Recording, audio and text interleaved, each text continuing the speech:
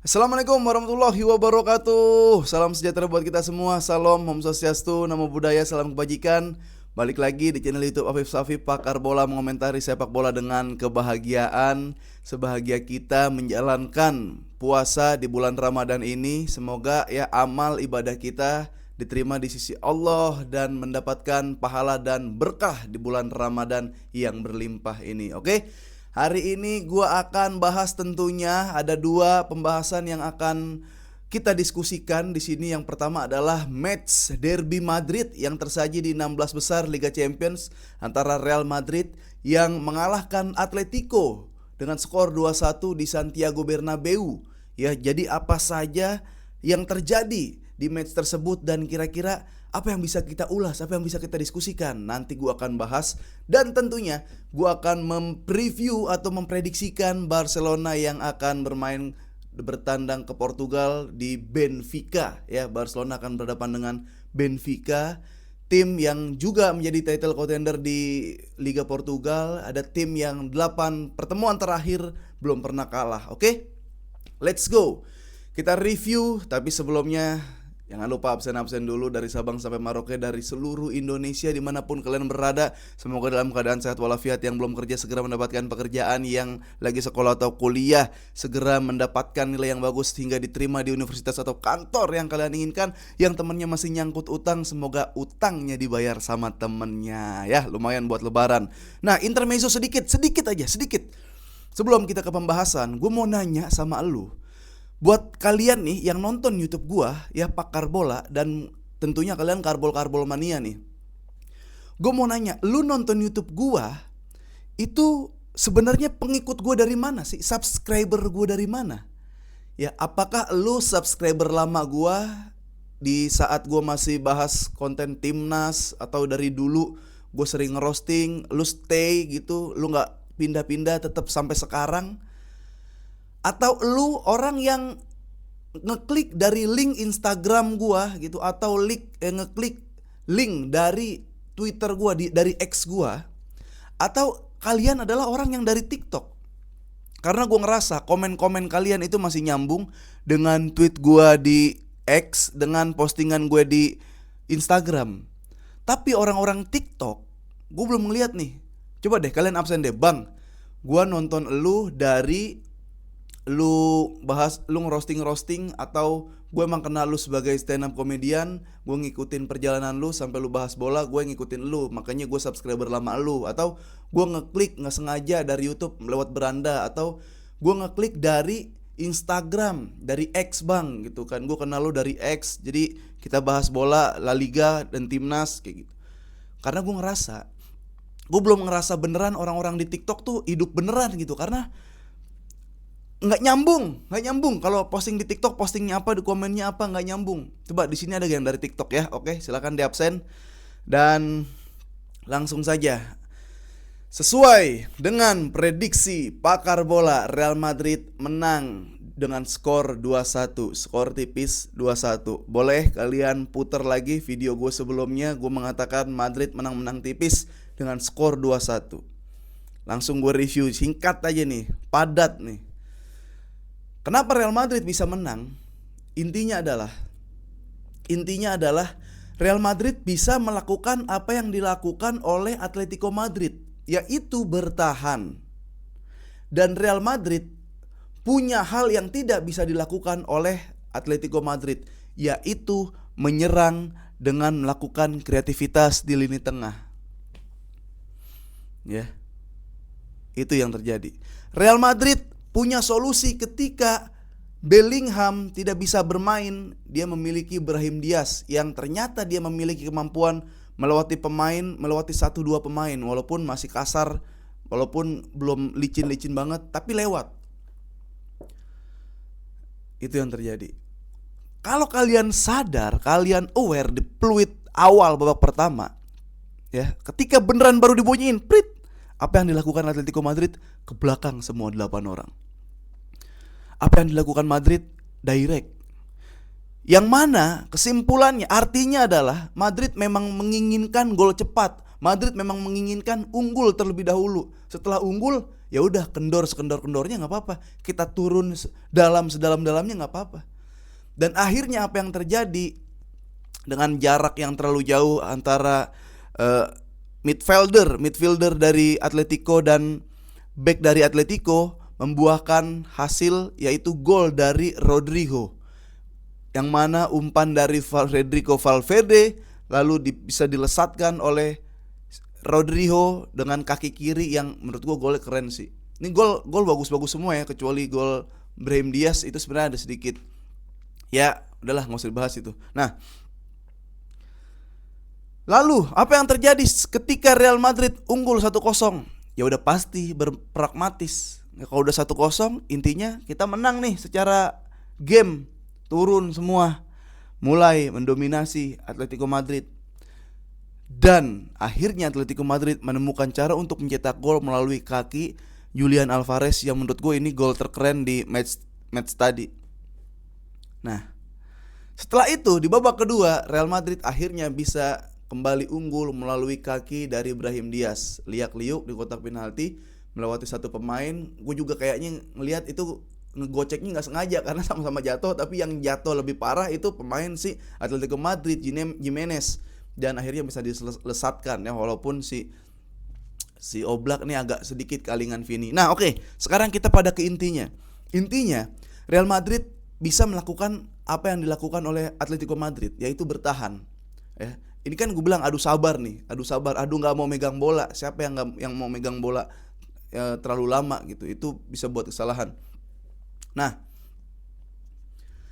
nih, lu lihat Real Madrid walaupun tidak sekreatif ketika ada Jude Bellingham, tidak ada short pass yang sebanyak ketika ada Jude Bellingham, tapi setidaknya dia memiliki kreator, dia memiliki Valverde yang bisa umpan, dia memiliki Brahim Diaz yang bisa melakukan pergerakan tanpa bola untuk mensuplai lagi bola ke depan, menerima bola dari DM, ya diolah lalu didistribusikan ke tengah ke para striker.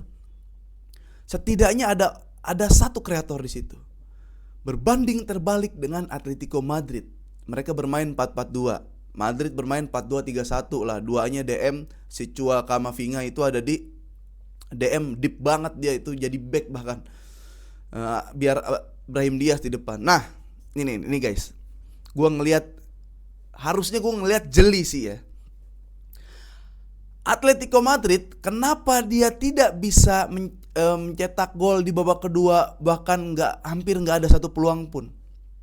Gini, Atletico Madrid bermain tidak melakukan pergerakan tanpa bola.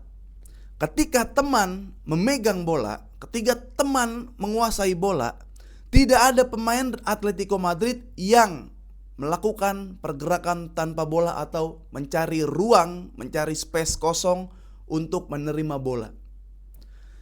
Pertama tuh, ya. Jadi ketika De Paul dapat, semuanya diem. Udah 4-4-2 aja. Berhenti semua di sini nih, berhenti.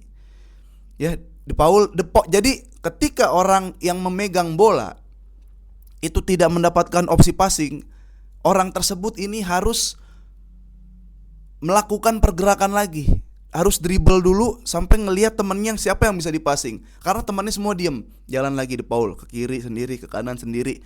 Nah, akhirnya ketika mendapatkan teman yang sudah yang bisa dipassinglah bola tersebut. Apa yang terjadi? Yang menerima bola juga diem, tidak melakukan pergerakan apapun. Ini yang jeleknya Atletico Madrid, yang gue ngerasa emang dia bukan tipe tim yang kalau lawan imbang atau lawan di atas mereka dia berani dominasi ya. Barrios juga begitu. Dia tidak mensupport teman yang sedang megang bola. Bahkan ketika dia megang bola juga dia bingung harus ngapain. Ya, siapa lagi di sini? Lino juga sebenarnya bukan flank murni. Lino awal-awal tuh back sayap kiri. Di sebelah kanan Simeone dan Llorente. Llorente juga dulu bahkan dia bermain sebagai penyerang sayap kanan. Tapi dia ditarik, ada Simone di situ. Siapa orang yang bisa menjadi kreator? Yaitu cuma Griezmann. Lu bayangin, Griezmann striker, dia turun jadi IMF, dia turun jadi DM. Dia bermain sama De Paul karena yang ngerti yang bisa menguasai bola, yang bisa melakukan position cuma dia orang aja, cuma Griezmann, De Paul. Lu bayangin tuh gimana ada tim. Apa gunanya striker di situ? Bahkan gol dari Alvarez itu kan bukan gol bola build up, itu kan bukan open play, itu kan bukan taktikal set atau setup yang dilatih. Yang terjadi apa? Julian Alvarez ngambil bola sendiri. Julian Alvarez ngelewatin si Camavinga sendiri. Julian Alvarez yang golin juga sendiri, nggak ada yang passing. Lu babak kedua masukin Charlotte, Griezmann tapi udah ditarik, ngapain? Siapa yang ngumpan gelandang? Lu mau ada Maradona, lu mau ada Pele, lu mau ada Johan Cruyff, tapi nggak ada yang umpan, nggak ada kreator lini tengah, nggak bisa ngapa-ngapain. Makanya hampir nggak ada shoot on target, bahkan nggak ada serangan tuh Atletico Madrid di babak kedua tuh. Jadi intinya adalah Real Madrid punya senjata lebih, punya kualitas lebih ketimbang Atletico Madrid yang hanya berusaha melakukan counter attack, dan ketika justru Madrid yang defense, Atletico Madrid bingung. Ya, kreatornya cuma Griezmann striker bro, dulu bro. Emang main di Prancis terakhir jadi CMF gitu, cuma ya nggak bisa lah. Ini lu perangkat harus banyak Liga Champions, nggak bisa. Jadi ya kenapa kayak Barcelona bisa kebobolan 4 ya karena Barcelona terbuka, ada counter, cepat lari Molina, Llorente, Slino lari gitu, dan ada orang yang passing dan memang terbuka Barcelona. Ini kalau lu lawan tim yang tertutup, lu nggak ada kreator, ngapain Charlotte di situ, ngapain Alvarez, kesian dia harus nge-set up sendiri, nge-punch sendiri istilahnya. Itu yang terjadi di antara Real Madrid berhadapan dengan Atletico. Nah, sementara Real Madrid ya berjalan normal aja. Ternyata yang dipasang adalah Asensio, seperti yang dugaan kita lagi-lagi benar nih teman-teman. Banyak yang bilang Asensio aja daripada Alaba. Nah, yang menarik, gue juga udah paham Real Madrid pasti bermain deep juga. Ketika nggak megang bola, dia nggak high press, tapi deep, ya mid cenderung low. Bahkan kayak Camavinga, Tchouaméni. Nah, ini dia tuh jaraknya cuma 2 meter paling jauh ketika lagi nggak megang bola dengan Asensio dan Rudiger. Itu aja sih, cuma ada satu peluang di babak pertama, Griezmann tendang pakai kaki kanan, nggak gol. Terus ada nggak terlalu berbahaya karena nggak ada kreatornya. Jadi Atletico Madrid tidak bisa melakukan apapun ketika Real Madrid melakukan ultra defense. Itu aja. Ya, ketika dia melakukan counter juga Real Madrid transisinya bagus. Jadi ya susah, menangnya susah itu Atletico Madrid.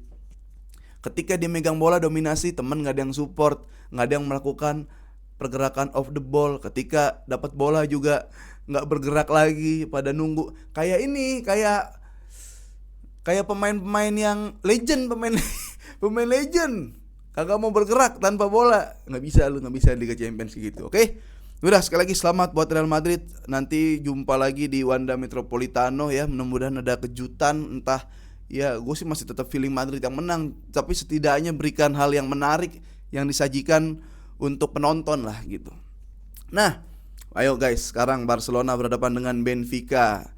Ini Barcelona 7 match memang tidak terkalahkan, dan sementara Benfica lebih banyak, dia 8 match tidak terkalahkan. Pertemuan terakhir Barcelona menang 3 kali, kalah 1 kali guys. Nah, serinya ini banyak. Barcelona kalau ketemu si Benfica, kalau seri itu 0-0. Ya, jadi di 2021-2022 mereka bertemu, itu era gelapnya Barcelona. Barcelona gak bisa golin, imbang 0-0 dan kalah 3-0. Ya, di 2012 Barcelona masih bagus, setelah itu udah pasti menang Barcelona. Dan terakhir pertemuan antara si Hansi Flick dan Leg, ini pelatih dari Benfica, itu dimenangkan Hansi Flick ya, skor 5-4 kemarin, dramatis. Sebuah pertandingan yang sejauh ini pertandingan yang cukup bagus ya untuk di Liga Champions. Nah, Barcelona prediksi dari starting line up udah keluar sebenarnya ya. Di belakang ada Chesney, Chesney, lalu ada Kubarsi dan si Araujo, kanan Konde, kiri Balde. Sendawa. Ulang. Anjir, sendawa.